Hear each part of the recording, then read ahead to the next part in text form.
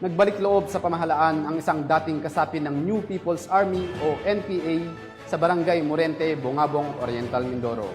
Ibabalita yan ni Patrolwoman Desiree Padilla.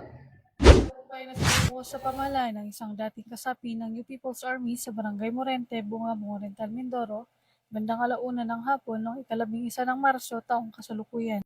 Kinilala ang isang nasabing sumuko na si Dison alias Panding Unan Yan.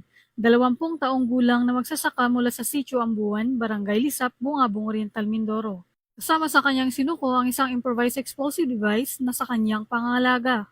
Sa tulong ni Police Lieutenant Dennis E. Elecanal, platoon leader ng 43rd Battalion Mobile Force Company, Regional Mobile Force Battalion, at iba pang tauhan mula sa PNP SAF, Oriental Mindoro PPO, ay matagumpay na naisuko ni Dison ang kanyang sarili kasama ang kanyang kagamitan nung siya pa ay nasa kilusan.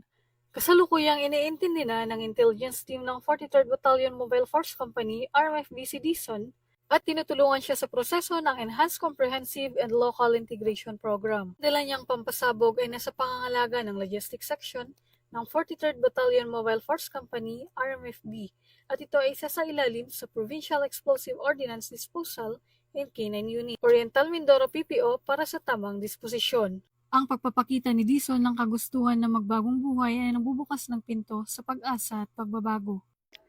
Mula dito sa home of the Eco Warriors, Calapan City, Oriental Mindoro, ako ang inyong PNN correspondent, Patrolwoman Desiree Padilla, alagad ng batas, tagataguyod ng balitang pulis. Maraming salamat, Patrolwoman Padilla.